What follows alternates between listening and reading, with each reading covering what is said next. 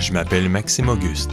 Il y a 1 an, j'ai terminé de mettre en chanson une douzaine de monologues de Sol, le populaire personnage créé par Marc Favreau. À distance d'1 mètre, c'est évidemment un jeu de mots, clin d'œil à Sol et aux mesures de distanciation physique.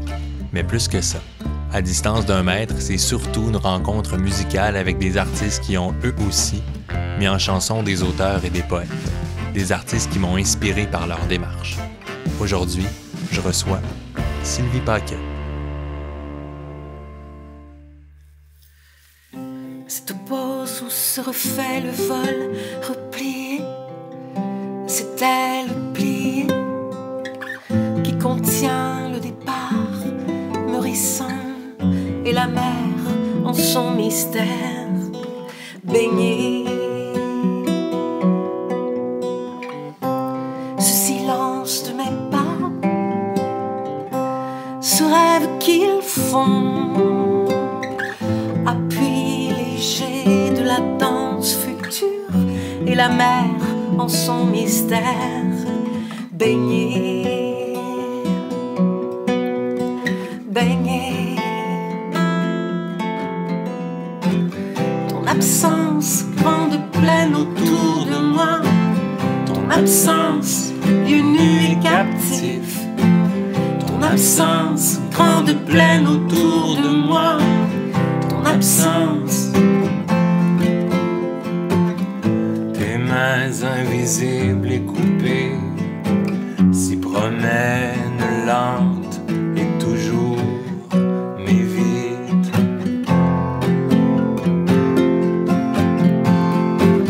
Ton absence, grande plaine autour de moi, ton absence, lieu nu et captif. Ton absence, grande plaine autour de moi, ton absence.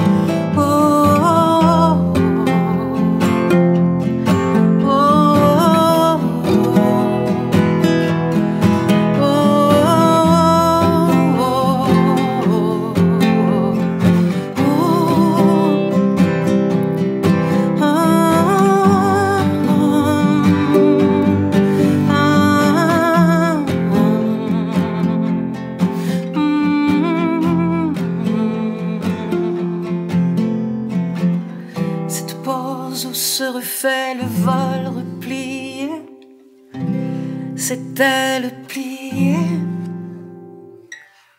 qui contient le départ mûrissant et la mer en son mystère baignée.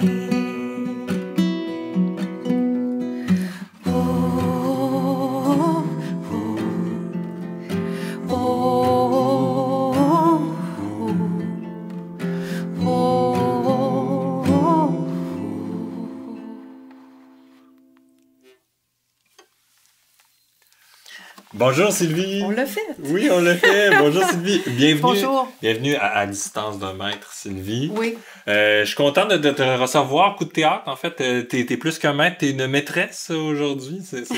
C'est complètement... On passe au travers du concept déjà. Oui, à distance d'une maîtresse. Mais en fait, c'est embêtant. Quand tu m'as parlé de ton projet à distance d'1 mètre, je trouvais que c'était dans le contexte de ce qui se passe présentement mondialement. Avec la pandémie, tout ça, tu sais, je disais, hey, c'est tellement le fun comme jeu de mots à distance d'1 mètre. Mais j'ai dit, c'est qui le maître? Ah ben c'est ça qui est embêtant, mais je pense que c'est eux autres. Peut-être que c'est eux autres qui maîtres, on ne sait pas. Mais je suis très contente de chanter avec toi, puis qu'on partage ça. Comme là, on vient de chanter, c'est ça, un poème d'Anne Hébert que j'ai mis en chanson. C'est un poème inédit qui n'a pas paru sur aucun recueil de poésie.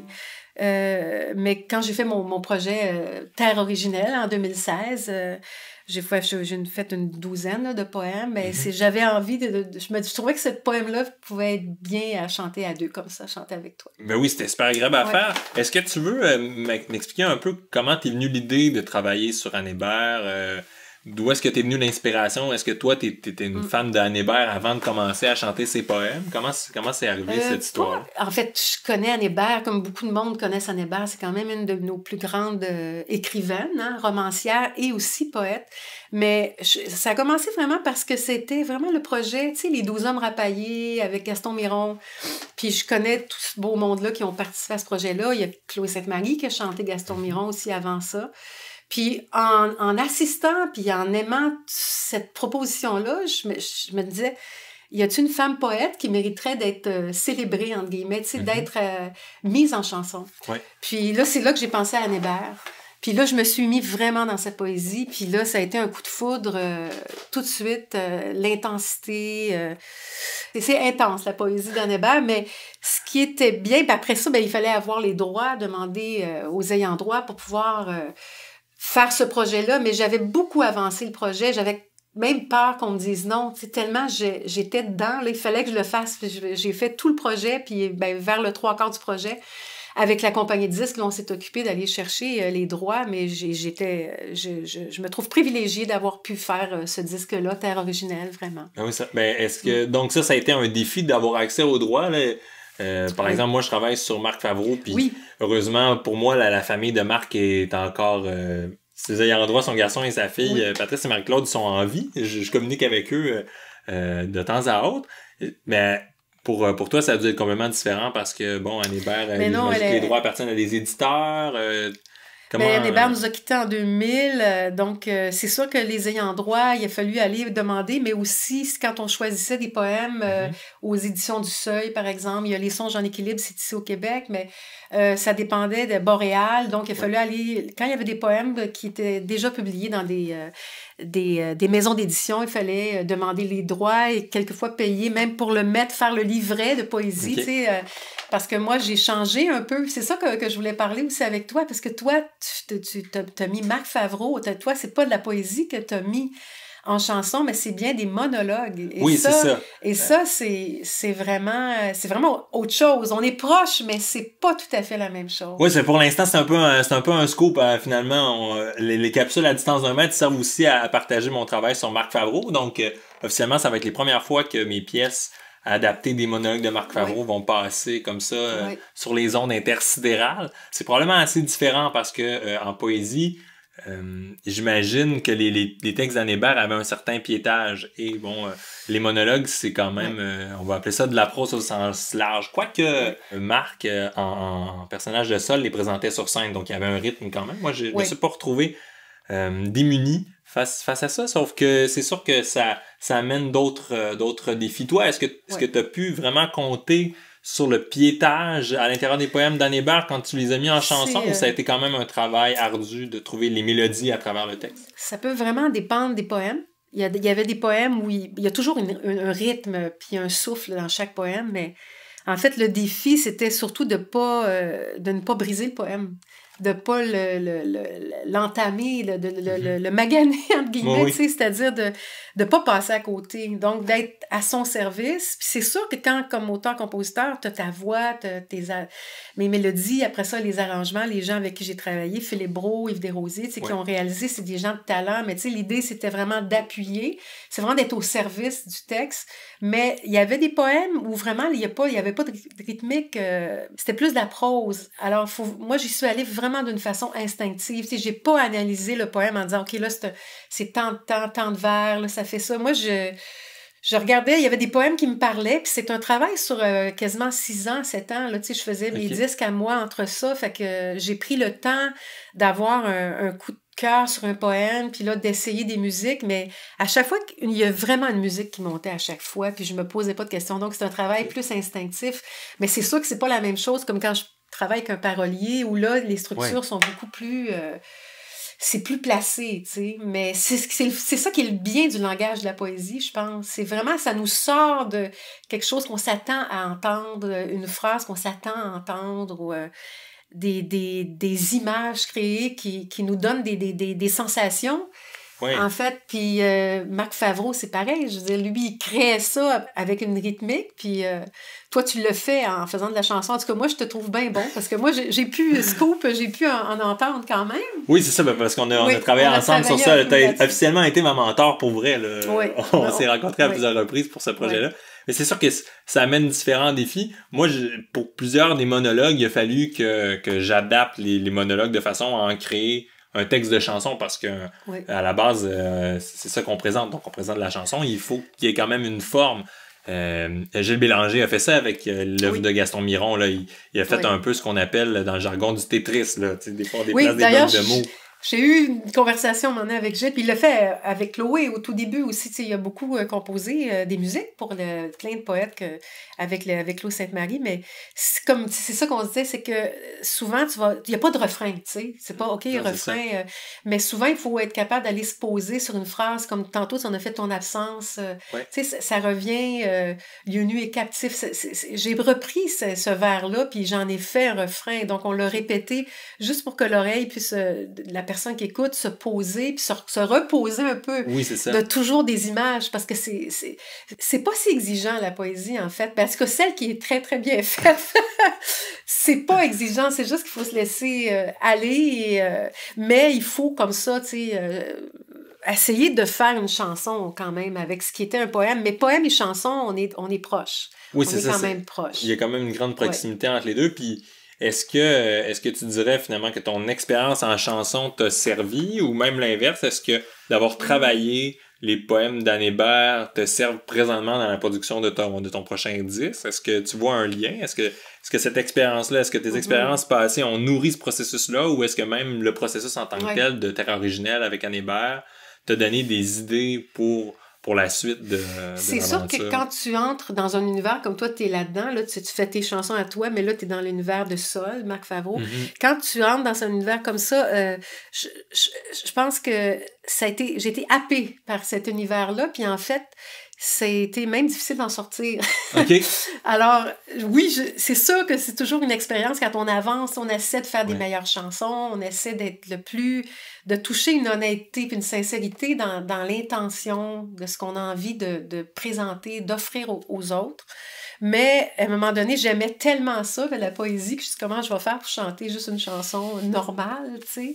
Mais là, ça s'en vient. Là, j'ai quelques chansons normales. OK. Il y a beaucoup de poètes au Québec aussi. Oui, puis il y a de la très belle écriture. J'ai toujours chanté de la chanson quand même à texte, avec des bons auteurs, des bons paroliers.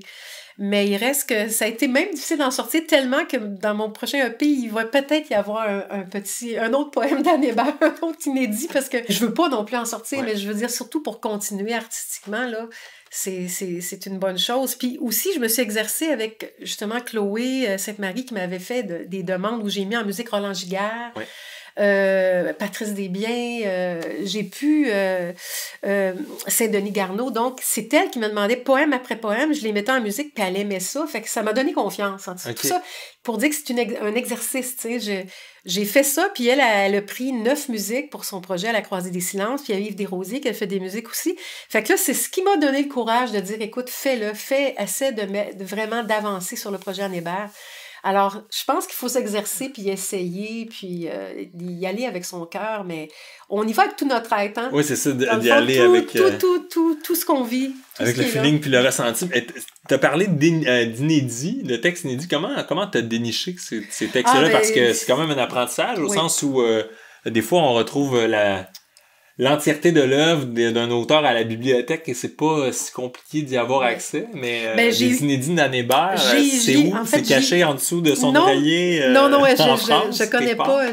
Je connais pas vraiment l'entourage d'Anne Hébert. Moi, c'était vraiment une approche, pas à partir de la connaître dans son intimité, hein, c'était vraiment à partir de ses écrits. Okay. Mais la chance que j'ai eue, c'est qu'il y a une petite bible qui est sortie, poésie complète d'Anne Hébert en 2012. Et j'ai reçu ça en cadeau, puis j'étais déjà en train de mettre en musique des poèmes. Donc, et c'est là-dedans que j'ai trouvé des poèmes inédits, comme ce qu'on a chanté tout à l'heure. Parce que ça, c'est des perles, là, tomber sur des trucs inédits comme ça. Ça ouvre la porte à l'imaginaire, puis les gens les ont jamais lus, donc ils se sont peut-être pas déjà fait une musicalité. C'est vrai. C'est un défi que moi j'ai, c'est-à-dire que quand les gens entendent des chansons que j'ai composées avec les monologues de Marc Favreau, souvent ils s'attendent à entendre la voix de Saul qui raconte. Peut-être, mais surtout si c'est vraiment des fans, là, ils ont vraiment aimé les monologues. Parce qu'il y a un ton qui vient avec le monologue que moi je reprends pas du tout. Oui, mais c'est bien, parce que c'est ça aussi, participer à une œuvre aussi, c'est d'amener qui on est, tu sais, d'amener ta personnalité à toi. En tout cas, moi, j'ai travaillé avec toi, puis j'ai vu tout le respect que tu as eu, puis que tu t'as vraiment travaillé très bien, tu sais, de tout analyser, tu as regardé des vidéos, des monologues, tu as regardé vraiment, tu t'es baigné dans cet univers-là, imprégné, puis on sent que ton moteur, c'était vraiment de faire du beau avec ça, mais en tout respect pour ce grand monsieur, Marc Favreau, là, tu sais, mais... Oui, c'est ça. Ouais. Mais, parlant de respect de l'œuvre, est-ce que ça tente qu'on en fasse oui, une? on va faire une des tiennes. Puis c'est une œuvre de très grand respect parce que c'est un texte que Marc a écrit en pensant à sa femme Micheline. OK. Et qu'il appelait affectueusement Fleur de fenouil. Alors, une belle chanson d'amour. Oui.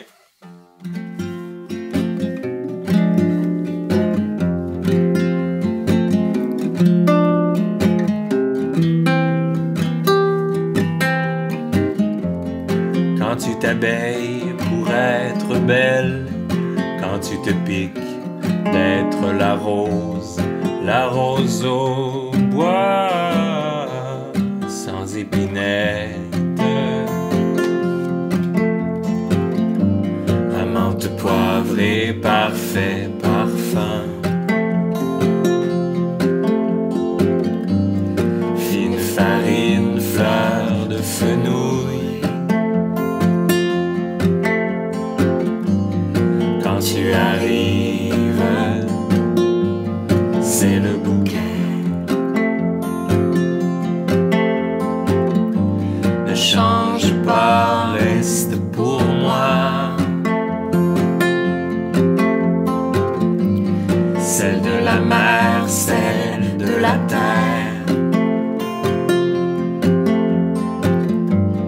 Tu deviendrais pareil à celle qui grignote des illusions et pour qui les marottes sont cuites, celle qui s'en diète pour maigrir et qui s'aigrit, celle qui s'attache à la casserole et qui tempête dans un verre d'eau, celle qui déteste la vaisselle et qui s'en fait une montagne. Amante poivrée, parfait parfum, fine farine, fleur de fenouil. Ne change pas, tu deviendrais pareil à celle qui pleut comme fontaine, sans avoir plu ni jamais pu, et qui tricote et se console en faisant des marmots croisés, celle qui n'attend plus qu'on l'appelle, qui ne répond plus quand on la sonne, elle s'est pendue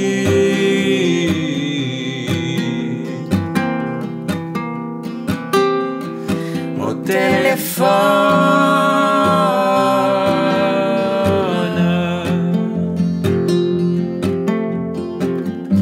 Ne change pas, reste pour moi, celle qui s'arrose au soir de fête. Un petit verre dans un grand pot, celle qui déride pour mieux songer.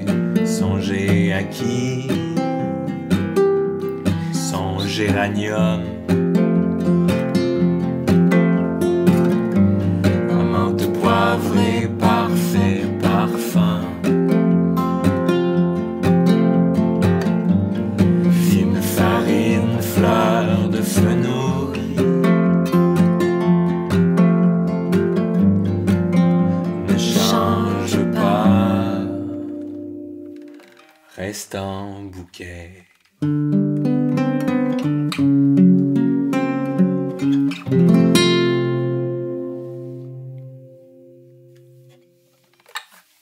Merci Sylvie.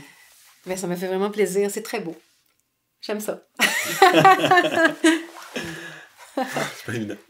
C'est vrai, hein? C'est un esprit. Des fois, Colin. je mange des poils. Comme les bons modèles d'harmonica. Sinon, je parle... Anti-barbe. Sinon, je parle des poils en cours de route. OK. Voyons, j'ai un petit... Un petit chat. un petit chat, un petit minou.